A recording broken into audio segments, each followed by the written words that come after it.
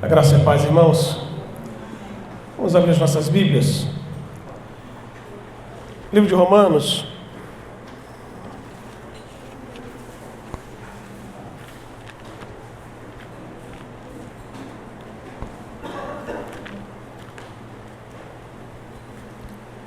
Romanos capítulo 12, por favor.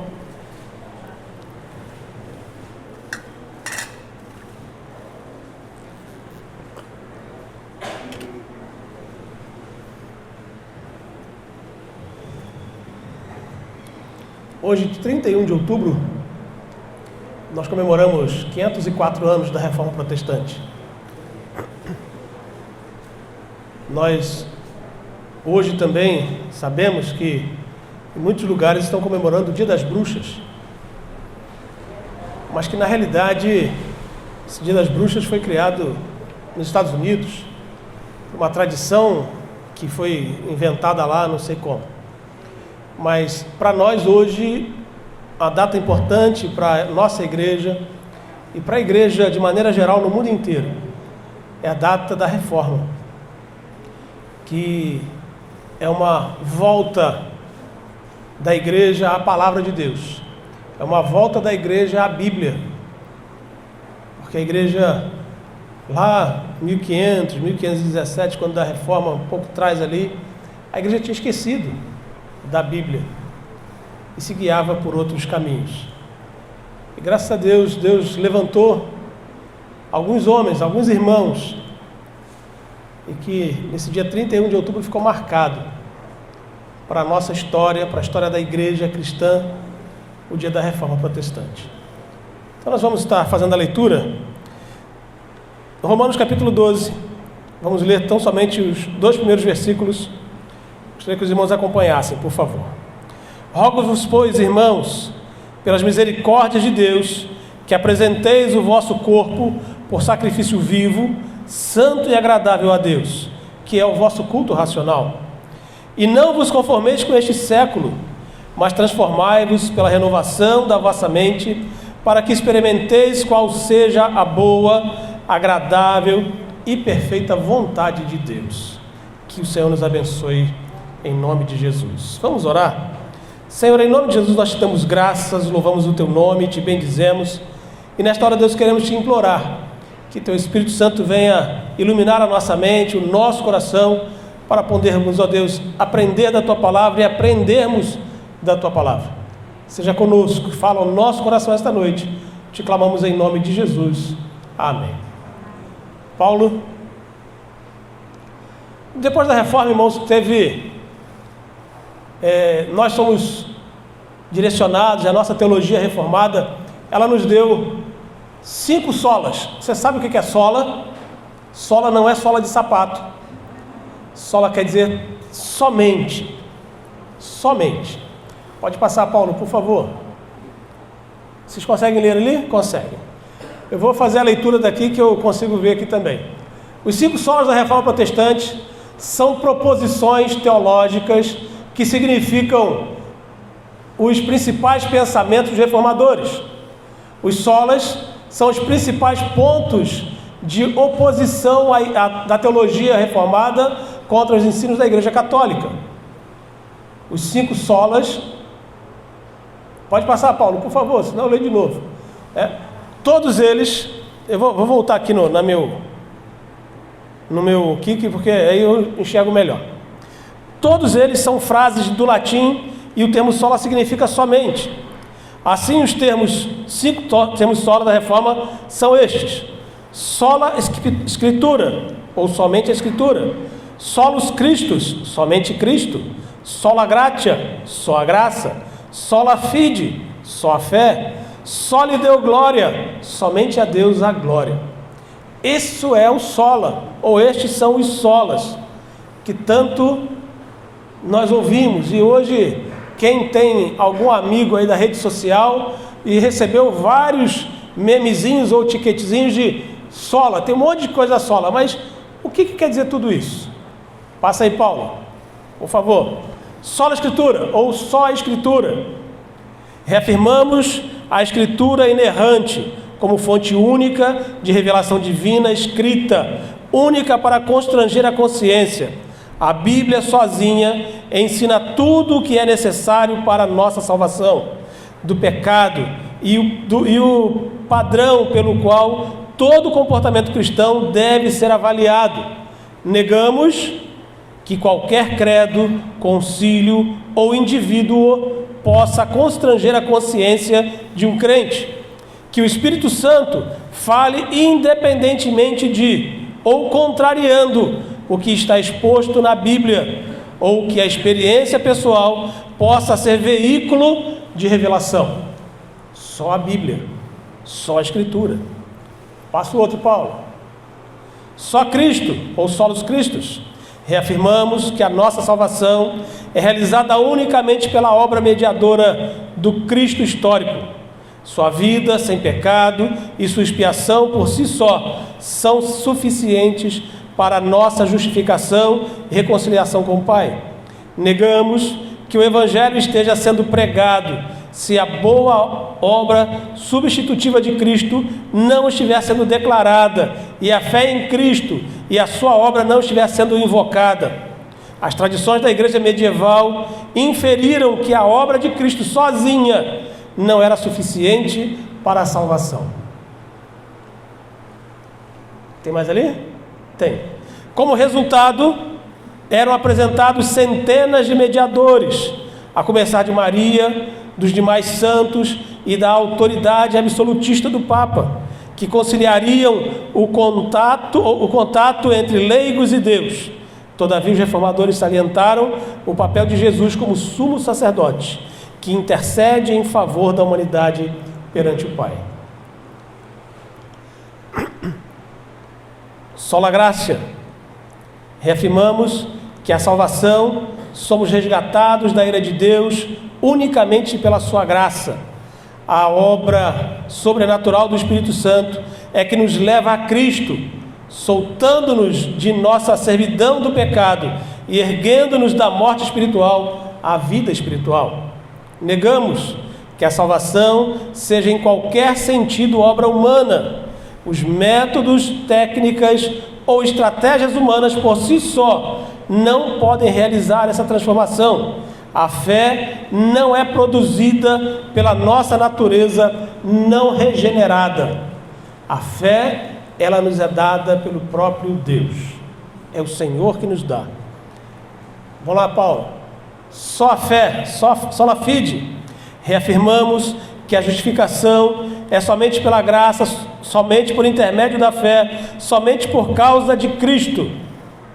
Na justificação, a retidão de Cristo nos é imputada como o único meio possível de satisfazer a perfeita justiça de Deus. Negamos que a justificação se baseie em qualquer mérito que em nós possa ser achado, ou com base numa infusão da justiça de Cristo em nós, ou que uma instituição que reivindique ser igreja, mas negue ou condene somente a fé, possa ser reconhecida como igreja legítima. Ao redescobrir e autenticar que o justo vive pela fé, o frade Martim Lutero desmentiu um grande dogma da Igreja Católica, que trazia o homem como colaborador e cooperador da sua salvação. Logo, favoreceu o fundamento de que ninguém é salvo pelas obras que pratica, mas sim pela obra de Deus, por intermédio do seu Filho. Portanto, pode-se proclamar que a salvação é recebida mediante a fé. Somente Deus a glória, só lhe deu glória. Reafirmamos que como a salvação é de Deus e realizada por Deus, ela é para a glória de Deus e devemos glorificá-lo sempre. Devemos viver nossa vida inteira perante a face de Deus, sob a autoridade de Deus e para a glória dele somente. Negamos que possamos apropriadamente glorificar a Deus se nosso culto for confundido com entretenimento, se negligenciarmos ou a lei ou o evangelho em nossa pregação, ou se permitirmos que o afeiçoamento próprio, a autoestima, a autorrealização se tornem opções alternativas ao Evangelho. O Catecismo Maior de Westminster, redigido em 1648 na Inglaterra, averigou que o fim principal do homem, o fim supremo e principal do homem é glorificar a Deus e alegrar-se nele para sempre, ratificando assim a ênfase reformadora de que o sentido da vida não se resume à existência humana. Deus criou o homem de tal maneira que seu propósito principal convirja a adoração e o louvor a Ele, ao Senhor. Como consequência, jamais poderia reduzir a sua vida a outra coisa de que não a grandiosidade do Senhor. Quando alguém te perguntar por que sola, ou por que desses 5 solas, você já teve pelo menos uma ideia do que seja. Nós nos guiamos por isso. Por isso que hoje nós comemoramos a Reforma. Os reformadores não foram os autores dessas 5 teses, ou esses 5 somente. Mas o propósito deles era fazer com que a igreja tirasse os seus olhos tão somente do Papa e da igreja e voltasse os seus olhos tão somente para a Bíblia Sagrada. Eles queriam voltar para a Bíblia. Esse era o pedido deles. Mas nós sabemos que muitos foram mortos, perderam suas vidas na fogueira, ou mortos decapitados, porque eles não foram considerados homens dignos à sua época pela igreja, porque eles refutavam a igreja. Nós na Reforma normalmente falamos do Martinho Lutero, porque o Martinho Lutero Deus usou como a referência que nós usamos hoje. Mas antes do Martinho Lutero, Deus levantou outros homens, assim como eu e você, para que ele pudesse na sua época falar a respeito do Senhor. Paulo, pode apagar, obrigado. Que eles pudessem falar e ser uma voz distonante do que estava acontecendo. Nós lemos a carta de Paulo, onde Paulo fala com a igreja em Roma justamente essas coisas. Eu rogo, os irmãos, pela misericórdia de Deus, que apresenteis o vosso corpo por sacrifício vivo, santo e agradável a Deus, que é o vosso culto racional. E não vos conformeis com este século, mas transformai-vos pela renovação da vossa mente, para que experimenteis qual seja a boa, agradável e perfeita vontade de Deus. A Reforma aconteceu em 1517. Mas antes disso, muitos outros irmãos se levantaram para levantar a sua voz e falar contra o que a Igreja Católica vinha impondo à sociedade de então. Há 2 pré-reformadores que são distintos e que toda a história sempre fala deles e fala muito bem. Homens usados por Deus, homens instrumentos de Deus, que se colocaram nas mãos do Senhor para fazer diferença na sua época. O primeiro deles chama-se John Wycliffe. Esse moço nasceu em 1325, morreu em 1384. Ele era um pastor na Inglaterra, ele era professor da Universidade de Oxford, e ele foi levantado pelo Senhor para apontar os dogmas da igreja. E ele dizer que esses dogmas afastavam o crente da Bíblia. Ele foi perseguido muitas vezes pela igreja, mas ele morreu antes de ser condenado a alguma coisa. Depois da sua morte, ele foi condenado como herege. E qual era a pena? Ser morto na fogueira. Exumaram o corpo dele, pegaram os seus restos mortais e colocaram na fogueira. Para quê? Para que ele pudesse pagar, mesmo depois de morto, a sua heresia. Porque ele era contra o que acontecia. Esse homem, ele foi uma pessoa que estava com a sua mente transformada. Ele não queria, ele não conseguia enxergar que o século que ele vivia, que o tempo que ele vivia, estava de acordo com a palavra. Hoje, quando nós lemos a Bíblia e olhamos para o que nós estamos vivendo, olhamos para o que está acontecendo, nós vivemos com tranquilidade, você fica em paz na sua casa.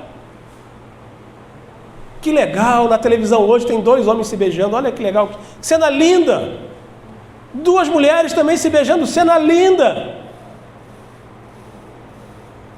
Mas quando nós estamos ligando a nossa televisão e vendo isso, nós estamos confirmando, porque estamos assistindo. E isso, a televisão lá, não sei qual que você vê, e que passa essas cenas, eles estão contando o seu televisor como mais um que está assistindo. É o Ibope, pode passar mais que eles querem, eles aceitam, estão deixando acontecer. Mas nós não levantamos a nossa voz. Muitas vezes nós temos medo até de falar. Porque hoje, se falarmos, algumas pessoas querem calar a nossa voz.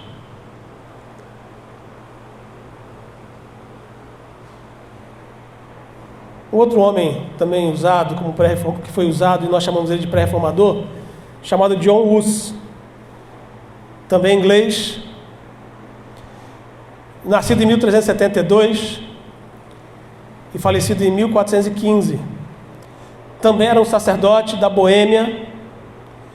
Ele era professor na Universidade de Praga e ele foi influenciado pelas obras de John Wycliffe.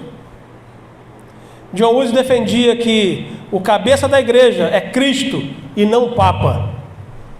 Pregava que essa igreja deveria ser mais e mais semelhante a Cristo e não a Igreja Católica. Ele acabou sendo condenado como herege, foi sentenciado à morte pela fogueira, e a sua morte foi marcada, porque enquanto ele queimava, ele cantava salmos,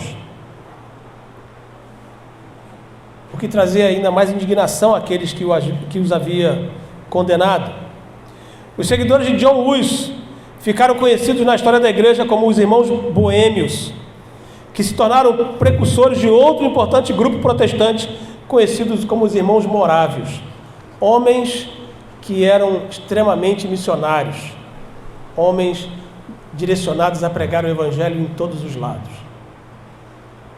2 homens que influenciaram a igreja, perderam a sua vida.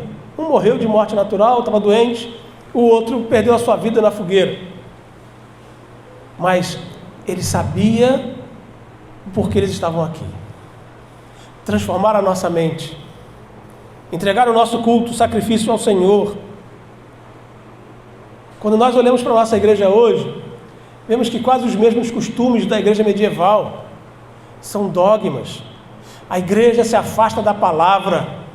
Nós hoje, graças a Deus, temos a oportunidade de ter a palavra em nossas mãos, mas não damos o devido valor à Bíblia Sagrada. A Bíblia Sagrada só vai chegar na mão dos irmãos depois de 1517. Só. Depois que criam a imprensa, depois que criam o tipo, né, para imprimir as letras. Isso começa a acontecer lá na Alemanha. Então chega a Bíblia, ou trechos da Bíblia na mão dos irmãos, e eles tinham uma tremenda alegria de receber aquilo. Mas hoje nós não nos importamos mais com a nossa Bíblia. Quase nós não lemos a Bíblia. Quase não vemos as pessoas terem fascínio pela leitura da palavra. Não conhecemos o nosso Deus. Não conhecemos por que aqui estamos. Deixamos de ser influentes, passamos a ser influenciados. E Paulo chama a atenção dessa igreja de Roma, dizendo assim: irmãos, eu vos rogo, pelas misericórdias do Senhor, que vos apresentei o vosso corpo como sacrifício vivo, santo e agradável a Deus, que é o vosso culto racional. Paulo não está dizendo que o nosso culto tem que ser um culto quieto, calado, morto. Não! Paulo está dizendo o seguinte: olha, o culto racional, você tem que conhecer o Deus que você serve. Você tem que conhecer o Deus que te dá vida. Você tem que saber que só na Bíblia você vai conhecer esse Jesus. Através da experiência que você tem na Bíblia, você conhece de fato o Senhor. E você tem experiências maravilhosas com Ele. Você se fortalece na palavra. Não é porque o irmão vai orar por você, ou que você vai atrás de alguém para receber a oração. Não! É você com Deus.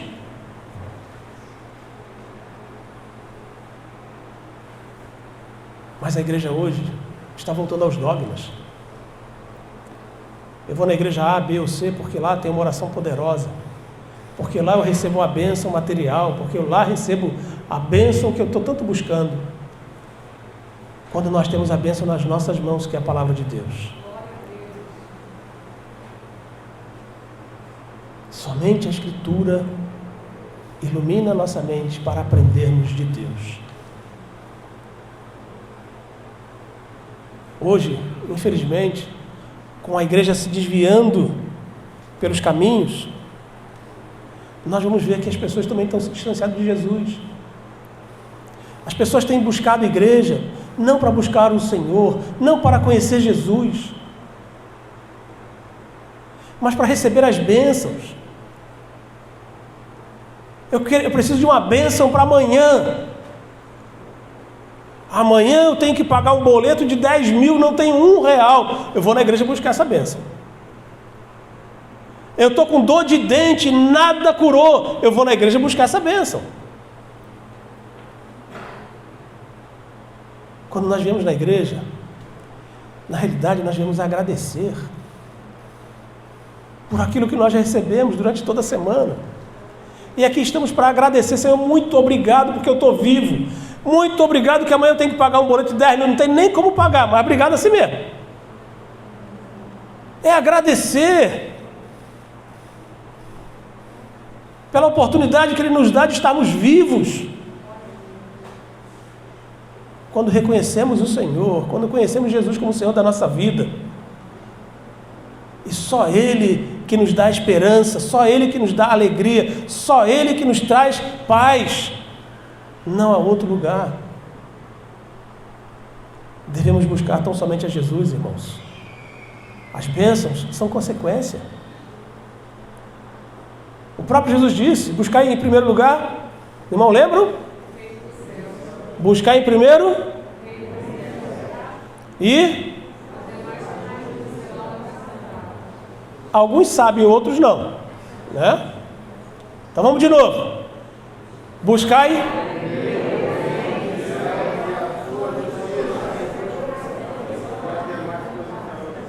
lembraram da justiça. Mas é assim mesmo. Buscar em primeiro lugar o reino de Deus e a sua justiça. E tudo mais, todas as coisas mais, serão acrescentadas por quem? Pelo próprio Deus. Quando que Jesus falou isso? Quando ele começa a falar assim: vocês estão observando os pardais? Vocês observam os lírios do campo? Quem dá alimento para o pardal? Eles estão preocupados com a comida? Não, eles sabem que Deus vai providenciar. Quem veste os lírios do campo, que se vestem muito melhor do que Salomão? Se Deus cuida melhor dos pardais, e cuida bem dos pardais, e cuida bem dos lírios, quanto mais a vocês que Deus ama. Buscar em primeiro lugar o reino de Deus e a sua justiça, e tudo mais Ele vai acrescentar.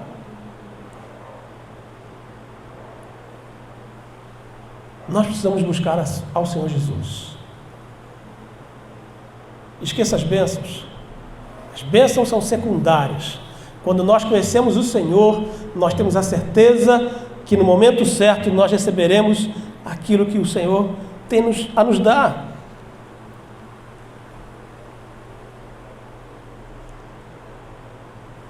A igreja precisa voltar para Jesus. A igreja precisa olhar para Jesus. Nós precisamos olhar para o Senhor. Eu vou colocar um pouquinho mais de pessoal nisso, tá?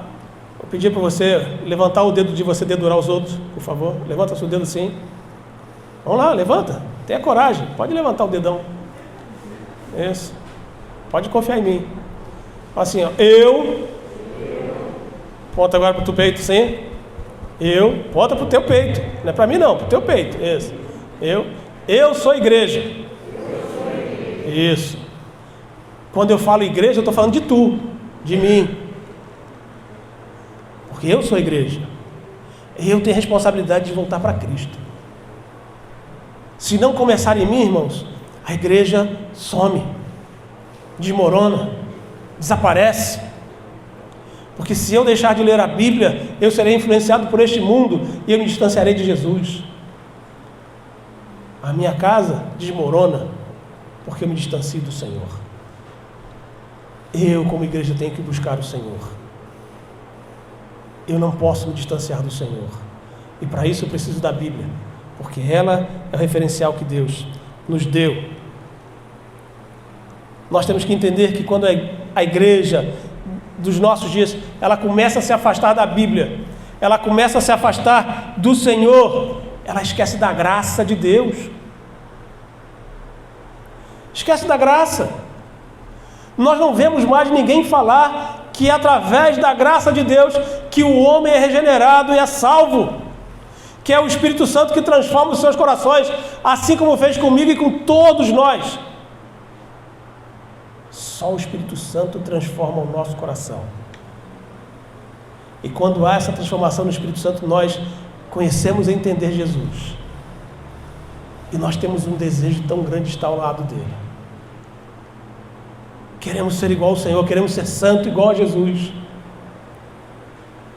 Sabe o que acontece com Martinho Lutero quando ele tem medo da morte? Porque ele já tinha 20 e poucos anos e estava bebendo junto com seus amigos lá na adega, lá na Alemanha. Martinho Lutero era um devasso. E ele bebia junto com seus amigos, e um amigo mais chegado dele, ele tem um infarto na frente dele, bebendo, cai morto. E Lutero sempre foi um medroso, sempre teve medo da morte. E ele, quando vê aquela cena do rapaz, do amigo dele morrer, ele, com medo da morte, ele corre e vai para o convento. E vai falar com o padre que como é que ele podia salvar a sua vida, porque ele não queria morrer, ele não queria ir para o inferno. E o padre disse: salvação só na igreja. Ele: como assim salvação só na igreja? Você garante a sua salvação se você se tornar monge. Ele então larga tudo. Martinho Lutero já era um advogado formado. Ele larga tudo e entra para o convento. Ele vai ser um monge franciscano. Ele tinha tanto medo da morte, que ele começa no convento, bem isolado de todo mundo, e ele começa então a ler a Bíblia, e então ele, com medo de cometer pecados, tudo o que ele fazia, que se achava ali pecador, ele procurava o padre para lhe confessar. E normalmente os monges se confessavam uma vez por dia, pela manhã, e Martinho Lutero muitas vezes se confessava 20 vezes ao dia.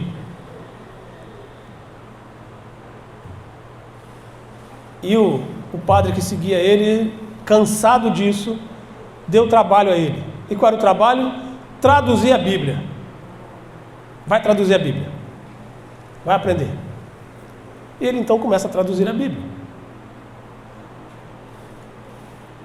E ele então se especializa, ele se torna doutor em teologia. E uma vez ele foi chamado para ir a Roma. E ele indo a Roma, vários percursos que ele tinha que fazer para poder alcançar as benesses de Deus, porque ele precisava cumprir algumas obras para que ele pudesse ser perdoado os seus pecados. E quando ele vai a Roma, ele descobre que seu pai tinha falecido, e para tirar o pai do purgatório e levar o pai para o céu, ele sobe algumas escadas de joelho, ele atravessa pontes de joelho e começa a fazer algumas peregrinações para que ele pudesse então aliviar o pai dele, que já tinha morrido, do purgatório para o céu. E numa dessas escadas que ele estava subindo, eram 366 degraus que ele estava subindo, no meio da escada ele diz assim: será que eu preciso tudo isso para alcançar o céu? Para livrar o meu pai do purgatório? Mas ele continua, sobe. Tempos depois ele vai, senta na sua cadeirinha, lá no seu lugar, e ele então pega a sua Bíblia, no capítulo 1 de Romanos, lá no versículo 16, ele lê: só pela fé. Você abre a sua Bíblia aí, por favor? Capítulo 1 de Romanos, nós lemos o primeiro texto que nós lemos hoje. Ele faz a leitura desse capítulo 1 de Romanos.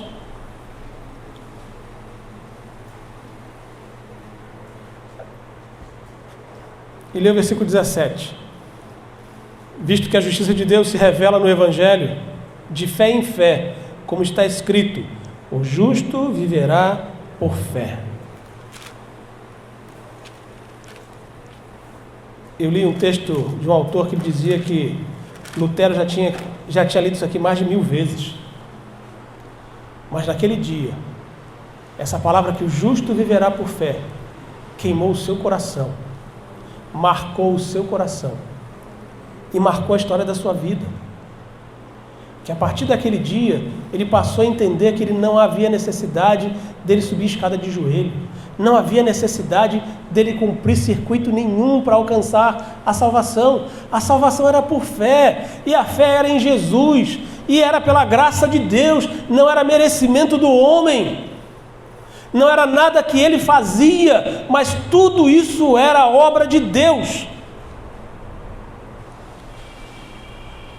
E ele passa a pregar isso na congregação que ele era frade, padre, e ensinando para a sua igreja o quão bom era crer no Senhor.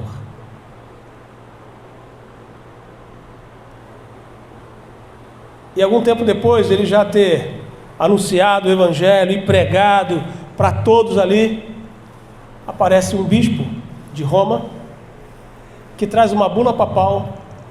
E nessa bula papal estava ali vendendo pedaços do céu para a sua salvação. O Papa queria construir a Catedral de São Pedro e buscava ofertas e vendia um pedaço do céu. E uma das pessoas influentes de onde Lutero era o padre, ele foi lá nesse outro local e comprou o pedaço do céu e voltou satisfeito, porque ele pegou a bula papal e pegou o pedaço lá, o termo que o Papa vendeu o terreno para ele no céu, e chegou para Lutero assim: Lutero, agora eu não preciso mais nada, porque eu tenho a Cristo e já tenho a escritura do céu. E o Papa já assinou embaixo. Lutero pegou a bula papal e rasgou. Pegou aquele papel com um pedaço do céu, rasgou. E foi buscar a pessoa que estava vendendo. Levou lá para Wittenberg, onde ele tinha a sua igreja. E ele era professor também da Universidade de Wittenberg. E ele, então, conversando com essa pessoa, ele chega à conclusão de que os dois deveriam fazer um debate público contra os dogmas da Igreja Católica e a Bíblia Sagrada. E no dia 31 de outubro ele vai e coloca na porta da catedral 95 teses. Amanhã os católicos comemoram o dia de todos os santos. Alguns homens já dizem que é o dia do homem.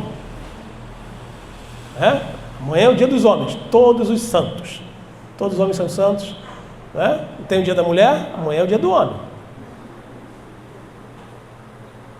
Ele então apregou na Catedral de Wittenberg as 95 teses. E essas 95 teses, elas iam todas elas contra os dogmas da igreja, e apontando cada erro delas em olhando para a Bíblia Sagrada. Elas eram confrontadas com a Bíblia. Isso era uma tradição das faculdades. Se você chamava uma outra pessoa para dialogar contigo e para conversar contigo, você lançava as suas teses, o que Lutero fez, as 95 teses. E o bispo tinha a obrigação de tirar aquela tese da porta e no dia seguinte ir para dentro da faculdade e dialogar, conversar, para chegarem a um consenso sobre cada uma daquelas teses que foram levantadas por Lutero. Só que o bispo arranca da porta, enrola tudo e leva embora para Roma, porque ele não tinha argumento para contradizer as teses de Lutero. Então ele leva para Roma, entrega para o Papa e diz: olha, Lutero está dando problema, nós temos que excomungar ele. Lutero foi excomungado da igreja como herege da igreja. Buscaram Lutero para matá-lo várias vezes, mas Deus livrou todas elas. Lutero morreu casado e já velho. A igreja não conseguiu tirar a vida dele. Mas ainda hoje, nós vamos observar, irmãos, que as pessoas estão longe, e achando que é pelas obras que elas podem se chegar ao Senhor e ganhar o céu. Ah, eu sou um bom homem, eu só faço coisa boa. Olha lá aquele lá, o que ele faz? Ele é da igreja, mas olha lá o que ele faz. Eu não faço o que ele faz. Não. Nós alcançamos o céu por intermédio de Jesus, pela salvação em Jesus, pela graça de Deus. Nós todos nós somos pecadores, sem exceção nenhuma. Todos nós erramos, sem exceção nenhuma. É pela graça de Deus que nós somos salvos. E nós não podemos esquecer isso de maneira nenhuma. Mas muitas igrejas têm esquecido que é pela graça de Deus. Muitas igrejas têm colocado, o pastor tem batido no peito: vem aqui receber a minha oração e você vai receber. Não, é o Senhor, é o Senhor, é o Senhor.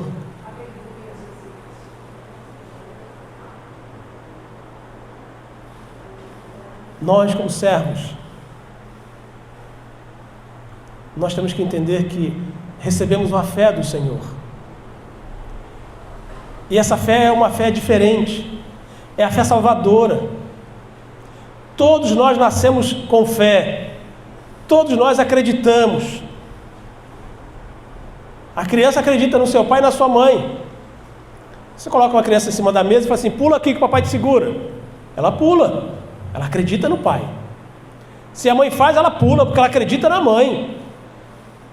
E se é uma pessoa que ela convive todos os dias, ela acredita e vai. A criança tem fé. E da mesma forma, nós temos que ter fé no Senhor, acreditar na palavra do Senhor e seguir. Toda vez que eu falo em fé, eu lembro de um filme do Harrison Ford, quando ele vai buscar o cálice sagrado lá, o cálice de Jesus. Entra numa caverna, ele olha para o outro lado e vê uma portinha, e ele aqui na outra portinha, e embaixo um tremendo de um buraco. E agora? Como é que a gente passa para o outro lado? Como é que eu pulo daqui para a porta? Eu não pulo. Aí ele pega o caderninho do pai dele, e o caderninho do pai dele fala assim: o homem vive por fé, o passo da fé. Você tem que dar o passo da fé. E muitos irmãos, muitos pregadores têm dito assim: dá o passo de fé, dá o passo da fé, entrega isso que Deus vai te dar aquilo. Mentira, Deus não entra em barganha. Ele está te ludibriando, está te enganando. Mas nós precisamos dar um passo de fé, um passo de realmente conhecermos e crermos no Senhor, colocarmos as nossas vidas nas mãos do Senhor. Esse é o passo de fé. Jesus, estou aqui hoje, eu quero colocar a minha vida nas tuas mãos. Senhor, olha, eu estou aqui hoje, eu quero entregar nas tuas mãos. Usa-me, faz o que o Senhor quiser de mim, eu estou aqui pronto, me entrego. Isso é um passo de fé. Isso é um passo de fé. E por último, irmãos, tudo isso que nós falamos, tudo isso, nossa vida em si, toda ela, tem que ser para a glória de Deus. Tudo o que nós fazemos tem que ser para a glória de Deus. Paulo não é à toa que ele fala: olha, não se conforme com este século, transforma-se pela renovação da vossa mente. E como é que nós transformamos a nossa mente? Conhecendo a Deus, conhecendo a Bíblia Sagrada, conhecendo o Senhor, e conhecendo e sabendo que tudo o que fizermos, seja por ação, por obra, por pensamento, seja lá do jeito que a gente fizer, tudo tem que ser para a glória de Deus. Tudo. O seu trabalho, você tem que ser o melhor, tem que ser para a glória de Deus. A sua casa tem que ser para a glória de Deus. Faça tudo para glorificar o nome do Senhor. Muitas vezes nós perguntamos assim, por que eu nasci? Qual é o significado da vida? E hoje nós respondemos aqui, quando falamos que só para Deus, a glória, nós fomos criados para glorificar o nome do Senhor. Mas não só aqui na terra, não. Nós nascemos também e temos vida para glorificar o nome do Senhor eternamente. Tudo que Deus fez é para glorificar o nome dEle. A igreja de Cristo aqui é para glorificar o nome do Senhor. Nada é para a glória do pastor Dênio, nada é para a glória do pastor Paulo, nada é para a glória de ninguém. Nós não estamos aqui para agradar absolutamente nenhum de vocês. E tenho certeza também que vocês não estão aqui para agradar a mim. Nós estamos aqui para agradar tão somente ao Senhor Deus. E a nossa vida tem que agradar ao Senhor. Hoje nós comemoramos 504 anos da Reforma. Deus levantou homens para trazer e fazer diferença lá na sua época, para que a igreja pudesse voltar a conhecer a Bíblia Sagrada e através da Bíblia Sagrada ser realmente a igreja de Cristo. Hoje ainda poucas igrejas têm se mantido fiéis à palavra, às Escrituras. Então compete a nós, igreja do Senhor, nos mantermos fiéis e passarmos isso adiante. Não é só eu amanhã eu posso estar morto. No domingo passado eu fui pregar na igreja lá de Mesquita e meu coração estava acabado, arrebentado do domingo passado. 5 horas da tarde o pastor Dênio me informa assim: você soube que o pastor Valci faleceu? Primeira coisa que eu falei assim: você está brincando? Peguei o telefone rápido e liguei para um outro amigo. Que história é essa do Valci? Ele falou assim: nosso amigo se foi. Nós fomos lá, ele morava em Juiz de Fora, pastoreava uma igreja lá em Juiz de Fora. Segunda-feira fui eu lá para Juiz de Fora. Não acreditei, eu fui sem acreditar que ele tinha morrido. Eu cheguei, olhei lá no caixão, realmente o Valci que está morto. Aí, conversando com alguns lá, ele falou assim: ele saiu da escola dominical, foi para casa, almoçou e estava lá repassando o sermão dele para pregar de noite. Infartou, morreu. Morreu. 4 horas da tarde. Saiu um pastor aqui do Rio, saíram 2 pastores aqui do Rio, foram para lá, chegaram lá, os pastores que saíram daqui que pregaram na igreja. 9, 10 horas da noite que eles pregaram lá. Porque o pastor que ia pregar à noite faltou. Ou melhor, já estava presente no céu. Nós podemos ir a qualquer instante. E quem é que nós vamos deixar? Quem nós estamos preparando para amanhã ocupar o nosso lugar? Você lembra que eu falei a respeito do John Hus? E que ele foi influenciado pelo John Wycliffe? John Wycliffe morreu. Mas o John Hus, ele pegou as obras do outro, leu e foi influenciado por ele. E continuou falando. Os dogmas não, a Bíblia Sagrada. Cristo é o cabeça da igreja e não é o Papa. Hoje nós temos que dizer assim: não às revelações, sim à Bíblia.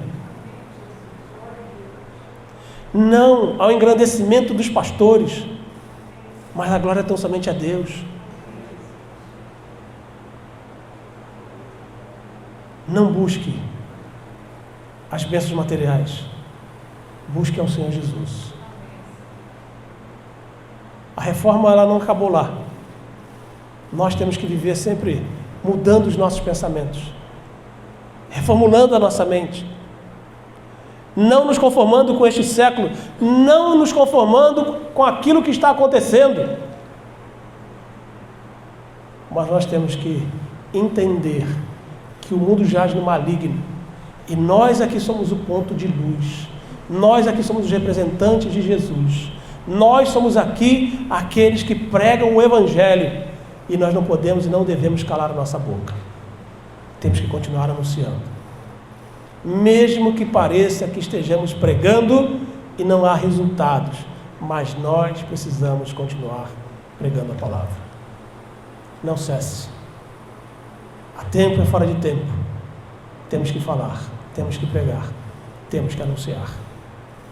Que Deus assim nos abençoe. Em nome de Jesus. Feche seus olhos, por favor. Vamos estar orando. Chegou aqui um pedido de oração para nós estarmos orando pela nossa irmã Iracema, que ela está sentindo algumas dores e não está podendo estar na igreja hoje, e está com alguns problemas, já até com dificuldade para dormir. Senhor, em nome de Jesus, nós te clamamos e te suplicamos nesta hora pelas nossas vidas. Ó Pai, em nome de Jesus te clamamos que o Teu Espírito Santo venha falar ao nosso coração, trazer a Deus a Tua palavra, fazer a Deus com que estejamos, ó Deus, cada vez mais, ó Deus, direcionados para o Senhor e movidos para fazer a Tua vontade e o Teu querer.